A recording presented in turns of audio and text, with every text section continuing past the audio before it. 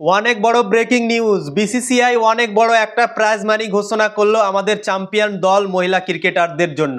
Prize money হচ্ছে কি অনেকগুলো টাকা দিতে চলেছে বিসিসিআই ভারতীয় ক্রিকেট বোর্ড মহিলা ক্রিকেট দলকে।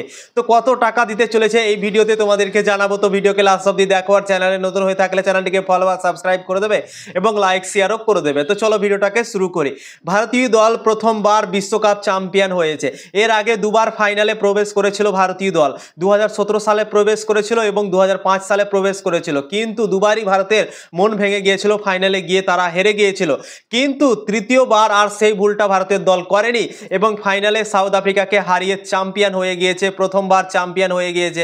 এবং সেমিফাইনালে যেভাবে অস্ট্রেলিয়াকে হারিয়ে বিদায় করেছিল, তখনই বোঝা গিয়েছিল কি এই ভারতের দল থামবে না। এই ভারতের দল অস্ট্রেলিয়াকে হারিয়ে দিয়েছে মানে এই ভারতীয় দল বিশ্বকাপ জিতেই ছাড়বে, এবং সেই রকমই হলো।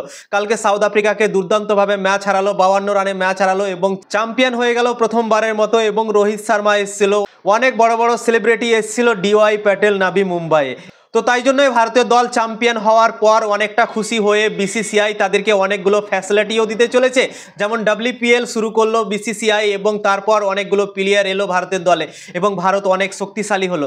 এবার ভারতীয় দল যেহেতু চ্যাম্পিয়ন হয়ে গিয়েছে এবং চ্যাম্পিয়ন হয়ে যাওয়ার পর বিসিসিআই অনেক বড় একটা ঘোষণা করে দিয়েছে, তাদেরকে অনেকগুলো টাকা দিতে চলেছে এবং সেই টাকাটা হচ্ছে 51 কোটি টাকা দিতে চলেছে ভারতের মহিলা ক্রিকেটারদের। মানে সাপোজ স্টাফ থেকে পুরো মহিলা ক্রিকেটের দলে যারা যারা কাজ করছিল সবাইকে দিতে চলেছে 51 কোটি টাকা। মানে 51 কোটি টাকা পুরো টিম ইন্ডিয়ার যে সাপোর্ট স্টাফ আছে, টিম ইন্ডিয়ার ক্রিকেটাররা আছে, সবাইকে দেওয়া হবে। মানে সবাই ভাগ বাটার করে নেবে সেই 51 কোটি টাকাকে। চ্যাম্পিয়ন হওয়ার পর আইসিসির তরফ থেকে অনেকগুলো টাকা পেয়েছে ভারতের ক্রিকেট দল এবং বিসিসিআই এর তরফ থেকেও অনেকগুলো টাকা পেতে চলেছে। সত্যি অসাধারণ।